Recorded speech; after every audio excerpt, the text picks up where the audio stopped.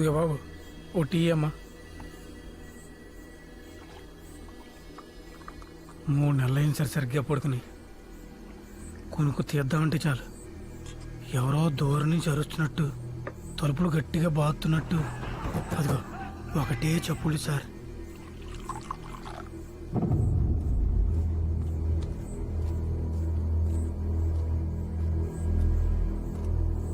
దయ్యాలున్నాయా sir? మనుషుల కంటే భయంకరమని ఎక్కడ ఉంటాయండి? సుదర్శన్ సార్. సుదర్శన్ గారు, దెయ్యాలంటే భయం పోవడానికి ఆంజనేయం దండకం చదువుతాం. అవును సార్.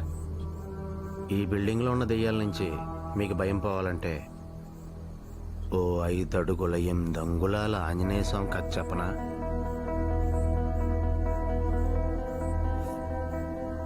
కొమ్మద్ది, నల్లగుడి, మొత్తం కలిపి 10,000 జనాభా కూడా లేని 2 ఊళ్ళు 30 ఏళ్ల నుంచి కొట్టుకుంటున్నాయి.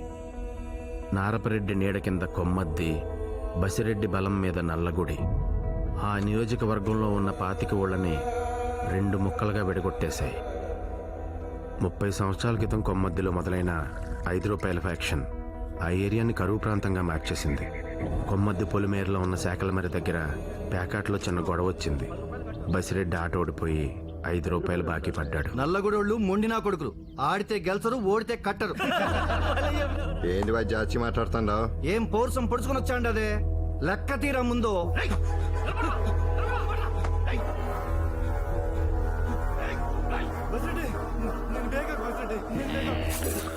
అందుకే దీన్ని 5 రూపాయల ఫ్యాక్షన్ అంటారు. దానికి ప్రతీకారంగా నారపరెడ్డి బసిరెడ్డి మనుషుల్ని కిలో రాయితో కొట్టి చంపాడు. ఆ కోపంతో బసిరెడ్డి నారపరెడ్డి తండ్రి తిమ్మారెడ్డిని పొడిచి చంపాడు.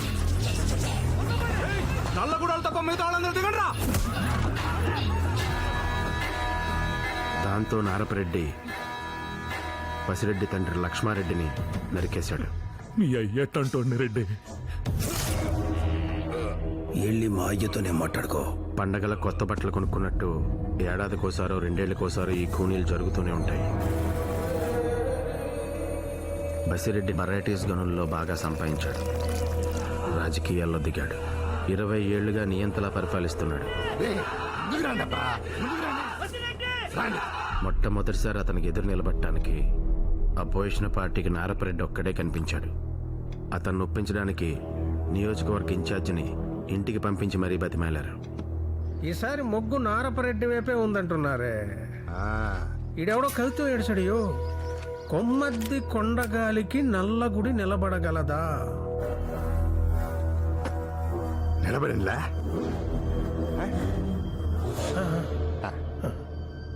చదువులకని లండన్ వెళ్లి 12 సంవత్సరాల తర్వాత ఊరు తిరిగి వస్తున్న నారపరెడ్డి కొడుకు వీరరాఘవరెడ్డి కోసం తల్లిదండ్రులతో పాటు బసిరెడ్డి కొడుకు బాలరెడ్డి కూడా ఎదురు చూస్తున్నాడు.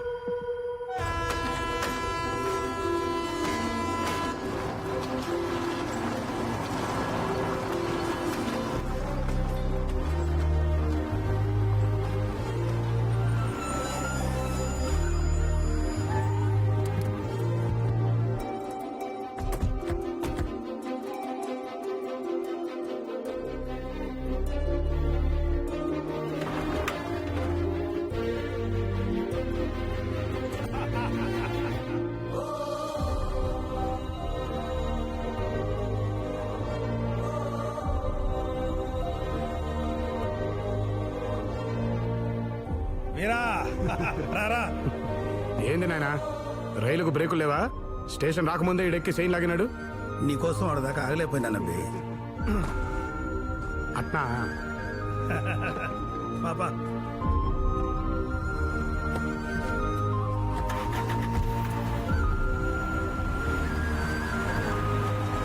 ఏంది మామా, ఏదైనా తట్టుండదా? ఎలక్షన్లు కదప్పా, ఈ 2 మాసాలు అంత జాగ్రత్తగా ఉండాలి. అందులోనూ బసిరెడ్డి బలవంతుడు కదా. బసిరెడ్డి బలం బస్తాల్లో ఉండదు, మన బలం బస్తీల్లో ఉండదు. నువ్వు గమ్మునుండు.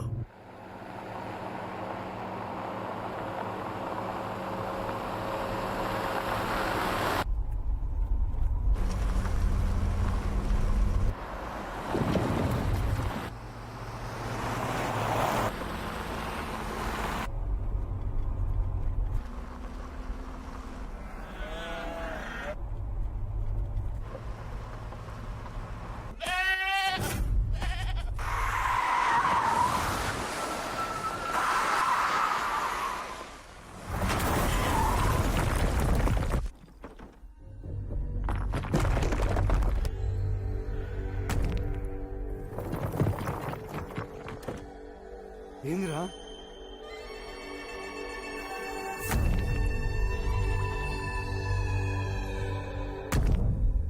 నాయనా కిందికి దిగో.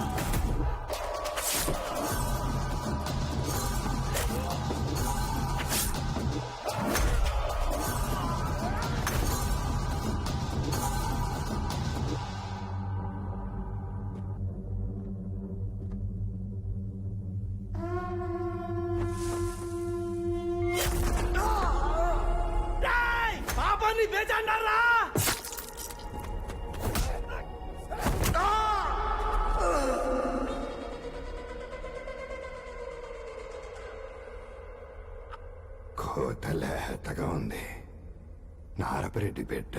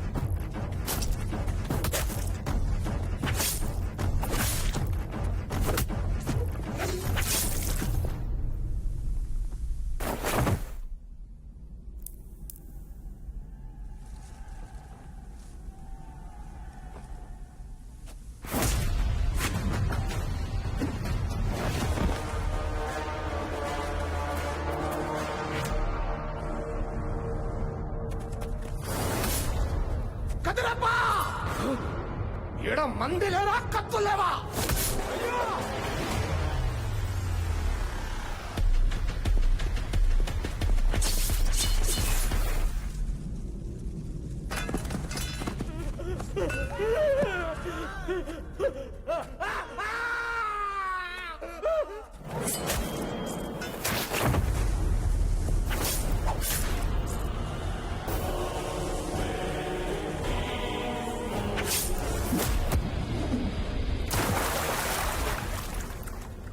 సూర్యటే పరిసా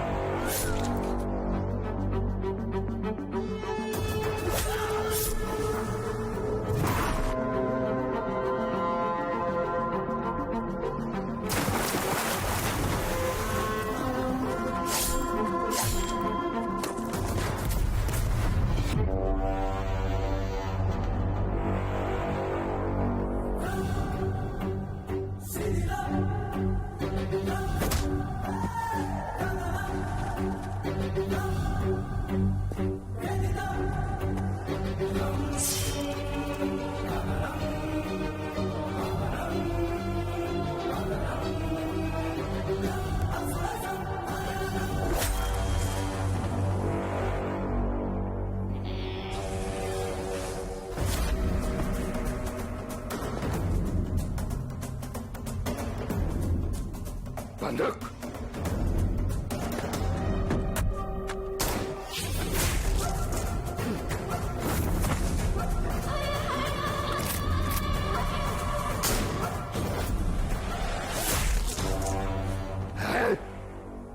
टूटा नहीं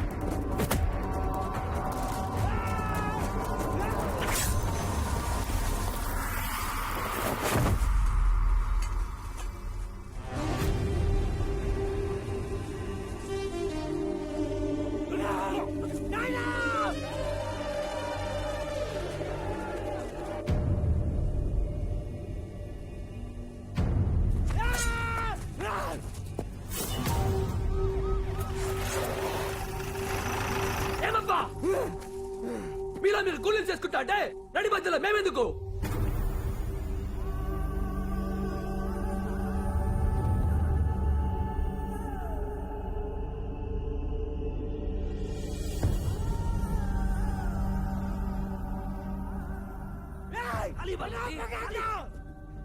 మాట్లాడతా గమనుడు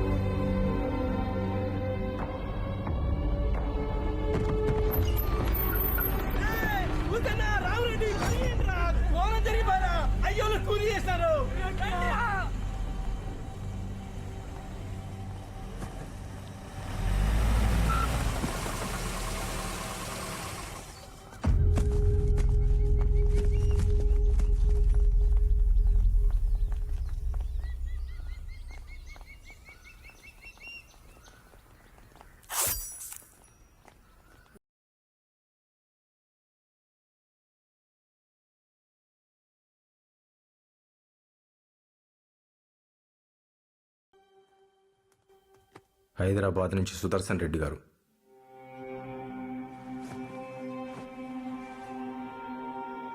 చెన్నయ్య లైన్లో ఉన్నాడయ్యా. సారీ బాబు, రావడం పడలేదు. జరిగిన దానికి మీ అందరం చాలా షాక్లో ఉన్నాం. నాన్నగారు లేకపోవడం పార్టీకి పెద్ద లోటు. మీరే దాన్ని ఎలాగైనా పూర్తి చేయాలి. ఇక్కడ పనులు పూర్తి కాగానే వచ్చి కలుస్తాను. ఉంటాను బాబు.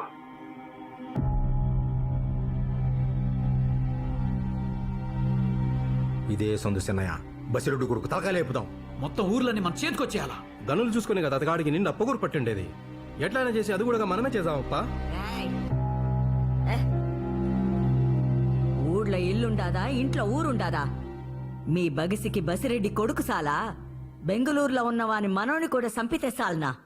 పొండ్రా పొండి.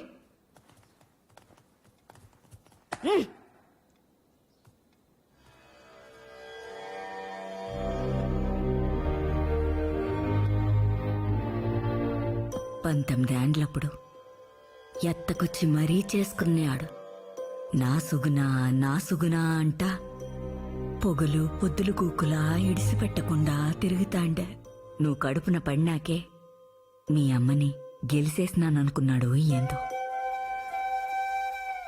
దాన్ని వంటింట్లో వదిలేసి వరండాలకు పోయి ఊరిని గెలిచడం మొదలుపెట్టినాడు. మళ్ళీ లోపలికొస్తాడని 25 ఏండ్లు చూసింది మీ అమ్మ. ఆడ్నుంచి అట్నే పాయ్.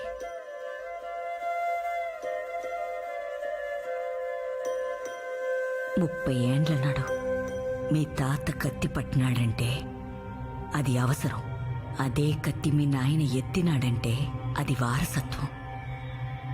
10 నాడు అదే కత్తి నువ్వు దూసినావంటే అది లక్షణం. ఆ కత్తి నీ బిడ్డ నాటికి లోపమైతుందా? భయం వేస్తాండాదిరా వీరా. ఆ పొద్దు నువ్వు కత్తి పట్టినట్లేదే, అది నీ చేతికి ములిసినట్టుండాదని మనోళ్ళు అనుకుంటా అంటారు. ఇంక చాలు, పడినంత పడినా. ఈ రొంపులొత్తి కాక నాయనా.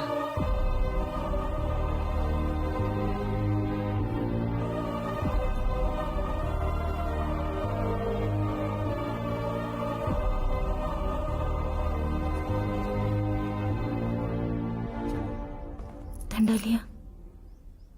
ఎవరుమా నువ్వు? నాగమణి చిన్నయ్య, శివయ్య పెళ్ళాం. ఈ పొద్దా రేపా అనేటట్టుండావే. ఏంటికి పాప, ఎండను పడి ఎంత దూరం వచ్చినావు? మొన్న కొట్లాటల్లో కేసు పెట్టి పోలీసోళ్ళు ఆ ఇంటాయన్ని తోడుకుపోయినారయ్యా. వాడినేదారే నీకేంటికి లేమ్మా. నేను వకీల్తో మాట్లాడి వాడిని బెయిల్ మీద తోడుకొస్తాలే. నువ్వు ఇంటికి పో. వద్దునే వద్దు చిన్నయ్య, వానికి బెయిల్ వద్దు. అయ్యో రామరెడ్డి, దాహం తీసుకురా. చిన్నయ్య, బయట మన వాళ్ళు మాట్లాడుకుంటా అన్నారు బసిరెడ్డి కొడుకుని చంపుతారంటనే. ఇప్పుడు మా మగోడు బయటకు వచ్చినాడంటే కత్తి పట్టుకుని ఆ నల్లగొడి మీదకు పోతాడు. ఆడనే పగోళ్ళు చంపినారంటే పుట్టింది ఏ పెట్టని కొడుకు తెలియదు కదయ్యా. వద్దు చిన్నయ్య, వాళ్ళకి బెయిలొద్దు. వాడు జైల్లోనే ఉంటే కనీసం మేలాకట్లోనైనా బిడ్డని చూపిస్తాం. వాడు బయటకు వచ్చినాక ఎట్టాగు మీ చేతిలో కత్తే కదయ్యా. రాతెత్తే అనుకుంటాం. నీకు దట్ట పెడుతొచ్చింది. వాడిని బయటకు తీసుకురాదయ్యా, బయటకు తీసుకురాదయ్యా.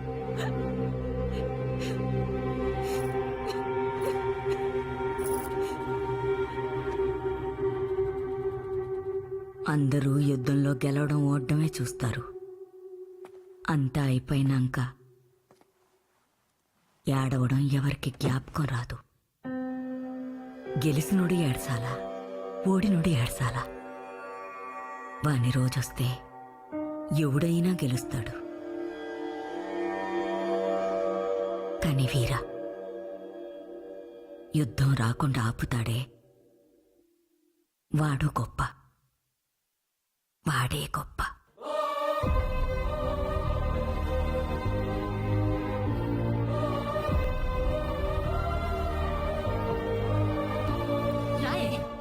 నా కోడలంటా పోరి పోరి పిలిపించినారు.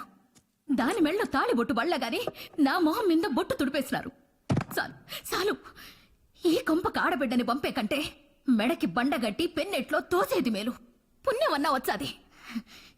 ఏంది పాప యోచన? బొట్టు పెడతారనా? ఎవరు పెట్టేది? ఇంటి నిండా ముండ మూసినారులే. పోయి దేవరమ్మల బొట్టు పెట్టుకొనిరా పో.